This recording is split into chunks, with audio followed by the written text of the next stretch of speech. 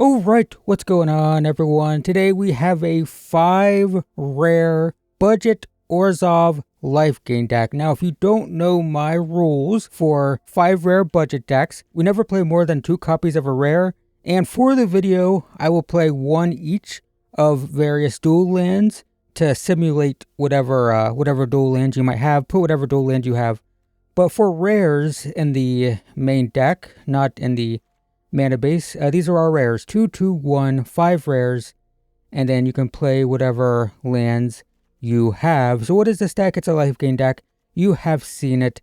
Whenever you gain life, I guess all of these go here. Whenever you gain life, get a +1/+1 counter. Whenever you gain life, get a +1/+1 counter.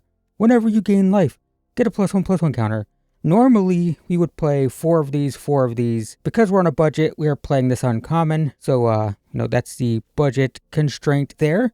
But yeah, we want to gain life and just make these huge. Now, note that these trigger every time you gain life. So let's say we have all 4 of these in play. That's not very likely, but let's pretend that we do. And we play this.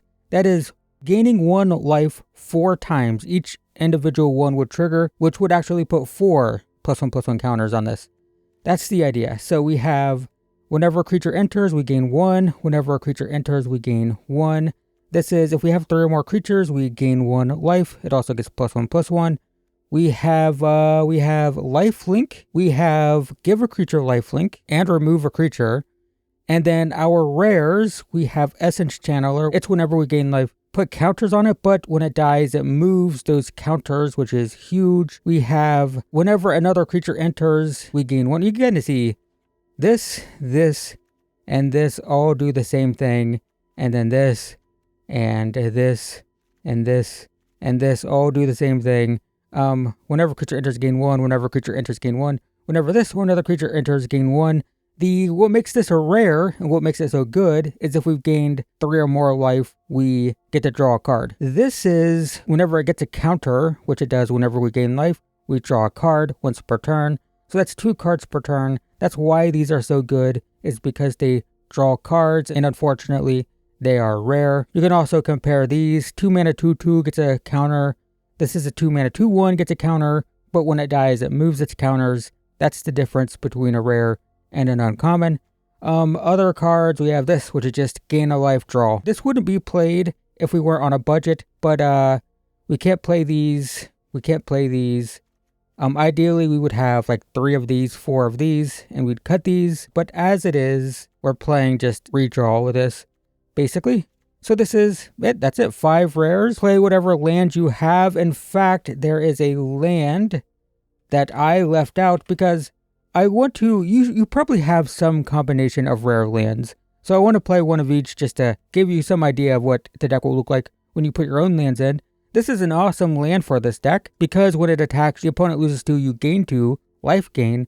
But that's actually too, I don't want to play that. It works with our deck too much. So play what land you have. That's the deck. We'll play today, see how it looks. This is one of the better decks in best of 1, ranked by the way. Not a competitive deck in like best of 3, like real Magic, so to speak.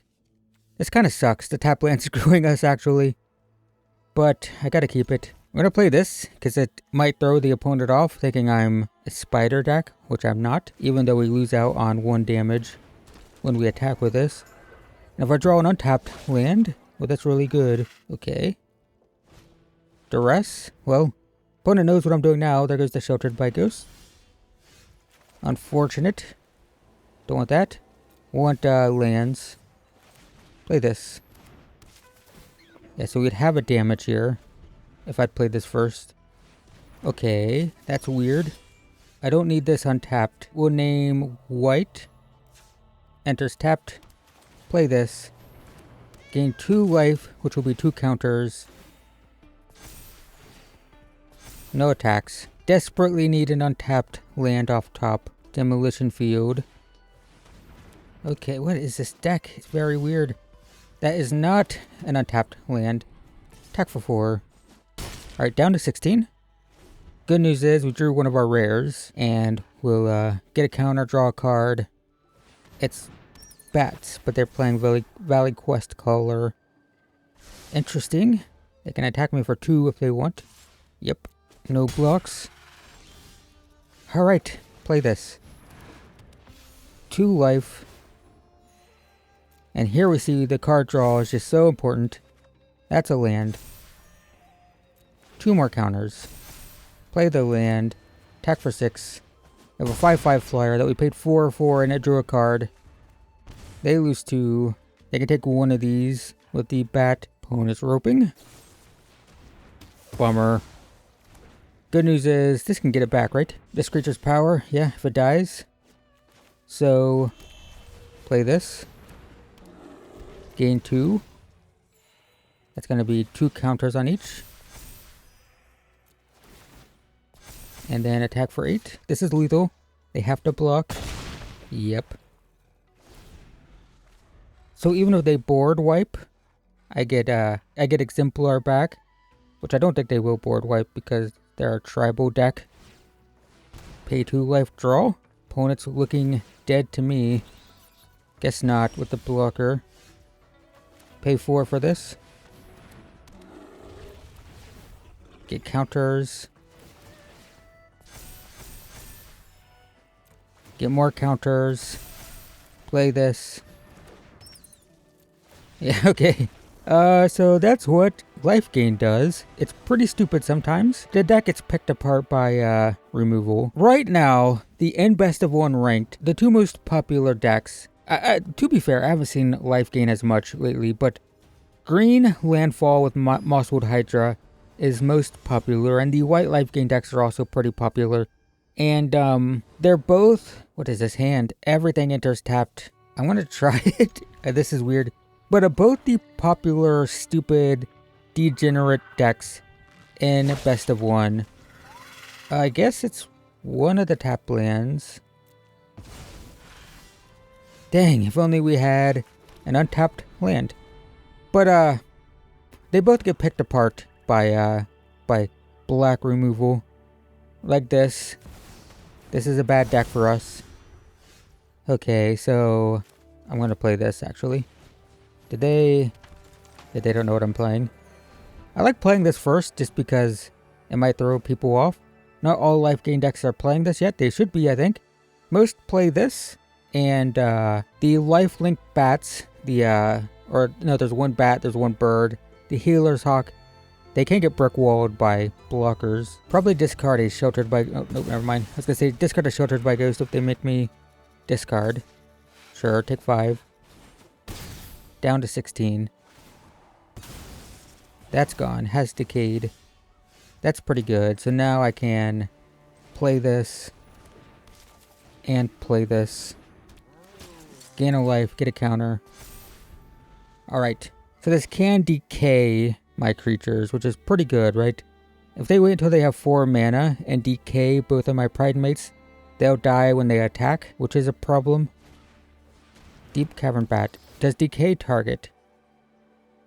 Put a decayed counter on each of X target creatures. So, probably want to play Sheltered by Ghost in that case. Land, Sheltered by Ghost.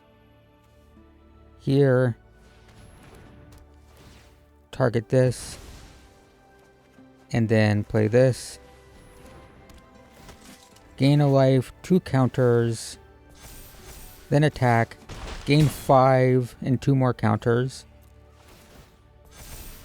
So this has Ward 2 now, which makes it harder to decay with the Rakshasha thingy. They could play a land, decay this one, which isn't terrible. Or they get stuck on 2. That can happen as well. Alright, well 2 games, 2-0. Okay, this hand isn't very good. We don't have payoffs. We have a card draw, rather just mulligan. Well, this is like the same hand, but worse. I guess we put a Overseer back. Keep Overseer back. Sanctifier. It is unranked. Some people just quit as soon as they see this. Which works for me, I guess. Forest. Could be green landfall. Let's see what's going on. It is not green landfall. Let's just take their only creature. Attack for 1. Like their hand doesn't do anything without a creature. Literally nothing. None of this does anything right now. Doesn't matter. Okay, need to draw. Find something better, please. That's the same card. Okay. Forest. Nothing. Alright, well. Draw a card. Please, something good. That's pretty good. So we save this until next turn. Only having one white source sucks though, but it's fine. Down to 13. Don't know why they didn't play this. I know they don't get the trigger, but you still have it in play. You might as well play it. It triggers every turn, so like, it's fine. That's a good card. No black lands. That's fine. Alright, well we get the untapped white source. I'll play this next turn. Play this. Gain a life. Play this. Gain 2 life. 2 counters. Then attack with the flyers. That's going to be a life gain, so it goes to a 5/5. Even if they kill the Pride Mate, I mean, the 5 damage in the air every turn is fine. Sure. I'm at 31 life, so it's a big creature, but I don't care. Yep. Counter, 6/5. Would love a creature. Sure. It's ward. What does it have? Oh, they haven't upgraded it. It doesn't have any ward.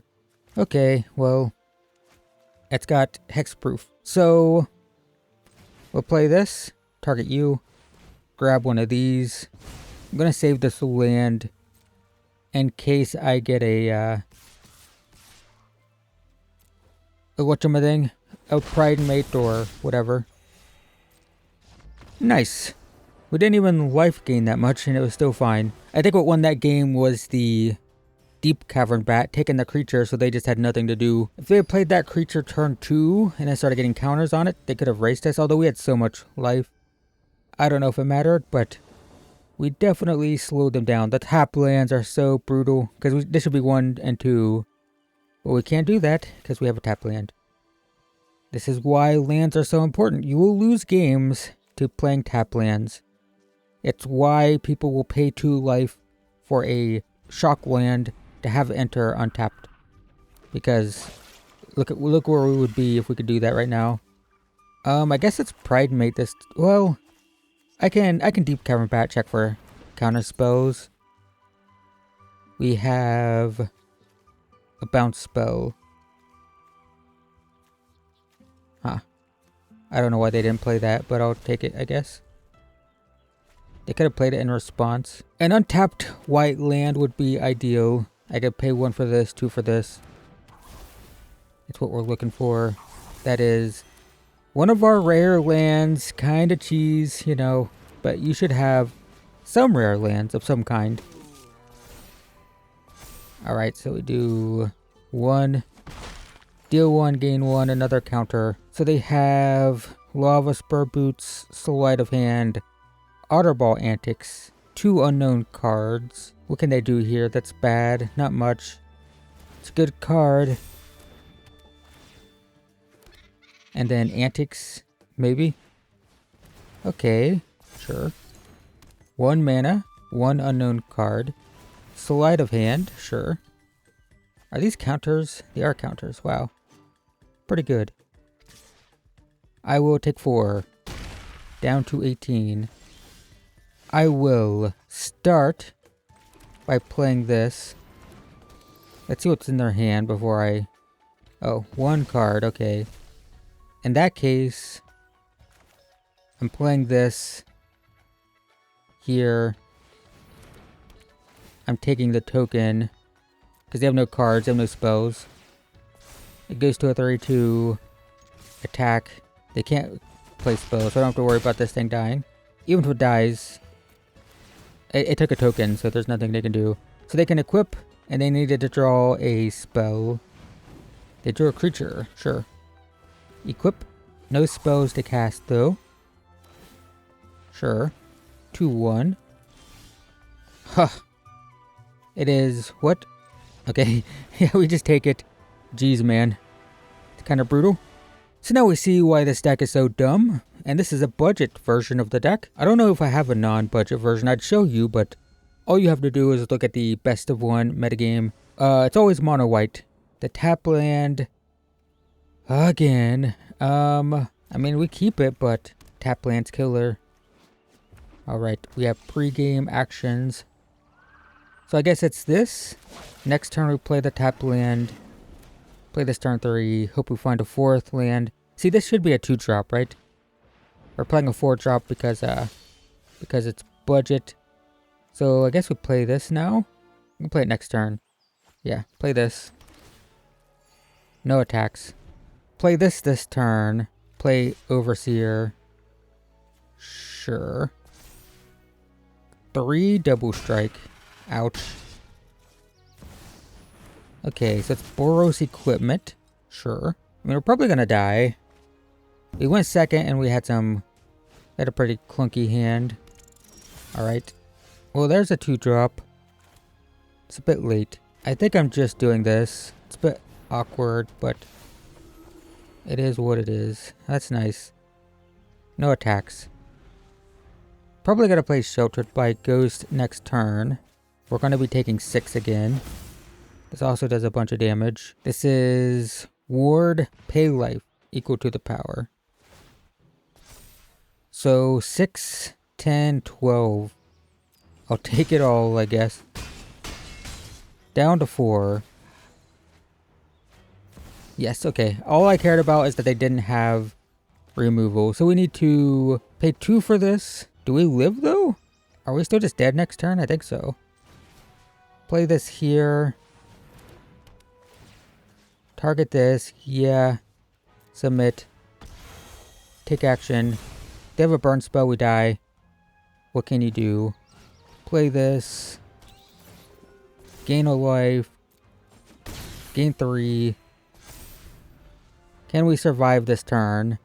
If we do, we move these counters onto the life linker and we'll be fine, but this is double strike, or it's first strike trample. So we do this? No, we just die. We just die. Yeah, and then we take another 4. Counters here. But it doesn't matter. Okay, well, we're not perfect. No one's perfect. Try this again. See what happens here. Okay. We're going second, that sucks. But we get to see the deck curve out like it's supposed to with the turn 1, turn 2. Which we haven't done this entire video, I don't think. Because we're constantly being screwed over. This is the power of rare lands. We see it now. We can play this turn 1, we can play this turn 2. We can pay 2 life for this, play this. If either one of these enter tapped, this hand would suck, right? Because we could play this turn 1, play this turn 2. Or play a tap land, play this turn 2, no way to gain life. This is why rare lands are expensive. And why it's a bunch of bull crap that Wizards of the Coast just won't. They're like a necessary part of the game. And Wizards of the Coast paywalls them by making them rare. Looks like we're not going to get to play because opponent's just not here though. So we draw the hand. That's like perfect. The only thing that would make this better is if we had one more land and we were going first. But looks like opponent's just not going to be here. Even if they're not here, I'm leaving this in. Because this is an important discussion. And I think basically there shouldn't be rare lands. Wizards of the Coast says rarities and cards, the reason they have different rarities is for draft. You don't want bomb rares to be common because then, well, that just sucks, right? But if that's the case, what's a worse rare to open in your first pack than a land, right? So it's nonsense. They don't make rare lands rare because they care about the draft. They make rare lands rare so the game is inaccessible for budget players. Rare lands often carry the EV of packs, and that's it. There's nothing more to it than that. Otherwise, these would be uncommon. This game doesn't even matter. I'm just ranting about lands. These should be uncommon. Uncommon, uncommon, uncommon. I don't care. I don't care what Wizards of the Coast says. I don't care what drafters say. Draft sets are usually applauded when they have good mana. Like, that's usually a good thing. This gets countered, by the way. It's usually a good thing when drafts have good mana. Sure. But, no, Wizards of the Coast is like, nah, you have bad mana, and also Constructed is more expensive. Have fun with that. Thanks.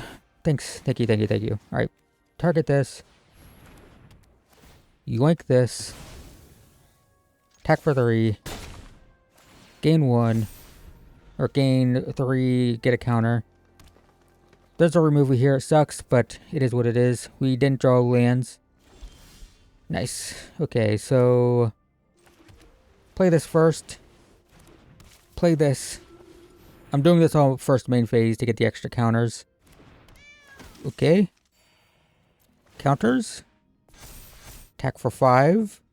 Best top deck would be a land. An untapped 1. Sure. We're gonna lose 2 in a row? Probably. We won too many games. So fun fact. CGB, also known as Covert Go Blue, actually did an interview with a Magic Arena dev, and they actually unironically confirmed that if you go on a win streak, you do get matched up against higher MMR players, regardless of your MMR.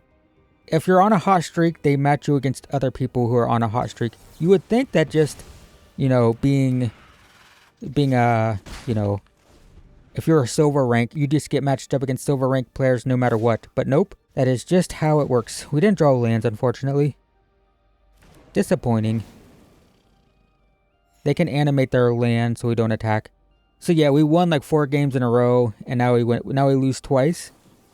And, you know, that's a very conspiracy theory thing. Like, oh, they're trying to manipulate the matches to make me lose. They confirmed. You can go watch the Covert Go Blue video. It was posted like, I don't know, a few weeks ago. They confirmed if you're running hot, you get matched up against other people running well. So they actively try to make winning players lose. And if you're on a losing streak, they do try to match you against other people who are losing, which means that you can't really, like, it's not very accurate to like how good your deck is, because if you do well, then you get matched up against other people that are doing well at the moment, and they basically try to ensure. All right, this is over. Is it? I don't know. It probably is. I'm quitting. I don't care. I'm upset now. So the theory is, if you're a content creator, I haven't tried it yet, but you should just play 3 turns of a game, concede, and do that for like 20 minutes, and then start your recording, and you'll just have easy matches, because apparently that's how the matchmaker works. Does that make any sense at all? No. I think you should just match people based on MMR, period, and don't fuss with things. But nope, they don't want you running well. They don't manipulate your draws. The whole like, oh, Wizards of the Coast is giving me bad cards. That's not a thing that happens. And there's also the Wizards of the Coast is trying to match me against my worst matchup. That's also not a thing that happens. But they do match you against, they take your recent record that you're currently on, and then try to use that to give you matchups. Sure. It's kind of scary. I don't know what they're going to do with that. But, I don't know, we'll see. Holy, okay. Take this. Gain a life. Attack for 4. So we can't let this attack us. I will block. They have a removal spell for one of these. I block with the other one. Oh, they have the station land. Right. So they get anything, it goes into the graveyard. I should have just removed it. They have a station land. Oh my god. That was dumb? Okay. I'm a dum-dum. Valgavoth, of course. And they reanimate it next turn. Can I win this turn? I don't think so. Play this. Play this. Gain 2. Or gain 2 counters. 2 more counters. Attack. Down to 6. More life. So I can Sheltered by Ghost on a Johnny's Pridemate. Sacrifice the other. No, I can't do that because they have a blocker. I still think it's this. Hang on, so They gain 9. That puts them at 14. No, it's got to be this. Yep. Sacrifice 3 non-lands. Take that. Attack. It's lethal. They have to block. Yeah, gain 8. Okay, so what? They can zombify the 3-1 and station? Get something for next turn? No, they can't station because I killed them. Yeah. I mean, it keeps them alive. Play this. Note that the Valgavoth will re-enter the battlefield. Alright. So if they can kill it, they get the Valgavoth back in play, and we just lose. Well, we go 4-0 into 0-3, if that happens. This doesn't gain life. We do this. I want life gain pre-combat.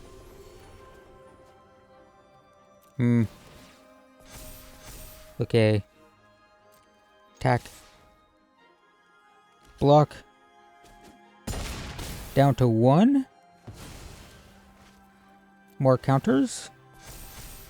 Play this tapped. What a weird game. Yep. They can sacrifice it, get the 3-1 back.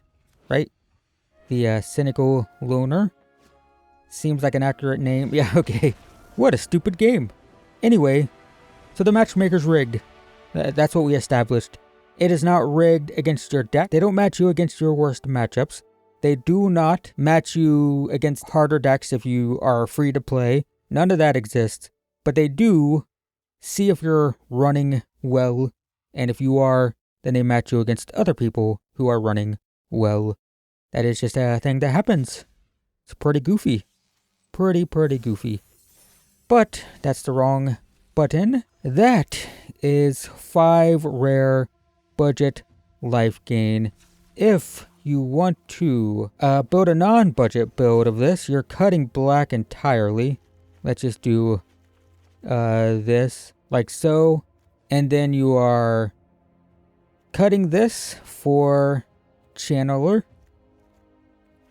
And then we cut the last one for exemplar. We cut this for this. And we cut this for this. We need to cut these. And what's the other rare? I don't know. Honestly, it might just be a 4th one of these. The card draw is too good. And is there any other game? Actually, it just might be 23 lands. And what's the I never remember. Oh, it's Ruin Lurker. Probably something like this. And it's not even that many more rares. These are the rares. It's all the same rares that were in the deck already, basically. Just more of them. And that's it. If you like this video, hit the like button, please. And in the meantime, thanks for watching. And I will see you in the next one.